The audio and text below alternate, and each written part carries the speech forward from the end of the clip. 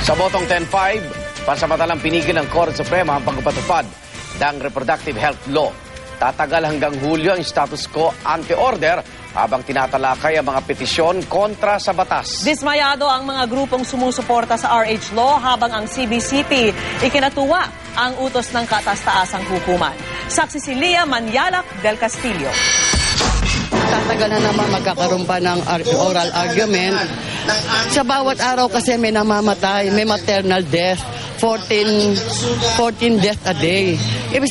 Sa araw-araw na yon, hindi natin matotolerate na may mamamatay. Napasugod ang ilang grupo sa Korte Suprema kanina matapos maglabas ang kataas-taasang hukuman ng 120-day status quo anti-order laban sa pagpapatupad ng Reproductive Health Law. Ibig sabihin, tigil muna hanggang July 18 ang dapat sanay implementasyon ng RH Law sa katapusan ng Marso. 10 mahistrado ang pumabor sa status quo anti-order, habang 5 ang kumontra. Yan ay habang dinidinig ng Korte Suprema ang 10 petisyong humihiling na ibasura ang batas na anilay immoral at labag umano sa konstitusyon.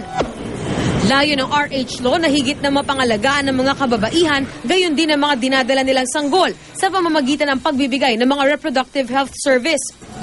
Nalulungkot man sa utos ng Korte Suprema na nawagan ng Department of Health sa lahat na maging mahinahon.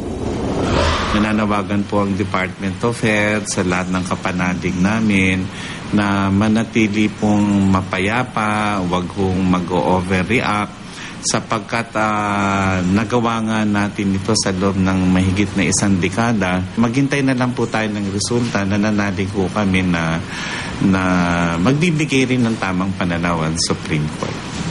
Ikinatuwa naman ng Catholic Bishops Conference of the Philippines ang desisyon ng Korte laban sa RH Law.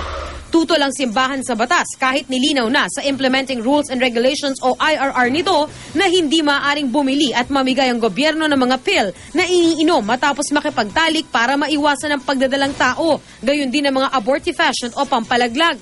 Nakasaad din sa IRR na hindi bibigyan ng access sa RH services ang mga menor de edad kung walang permiso ng magulang, maliban kung may anak na sila o minsan ang nakunan. The mere fact na ikaw ay ipapublic funding mo ang contraceptive at ipamimigay mo to, the mere fact na mandatory ang sex education sa public school, ito yung hindi natin kinakatigan. Paglilinaw naman ng DOH, nakasaad sa IRR na hindi ipipilit ang RH services sa lahat. Halimbawa, devout Catholic ka, hindi ka naniniwala sa palagay mo, ang pananaw mo sa pills ay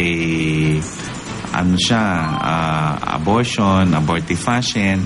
So, conscientious objector, hindi ka ngayon magbibigay ng prescription for pills. Pero nakalagay sa batas, dahilan sa nangangailangan siya, yung rights niya ang mangingibabaw.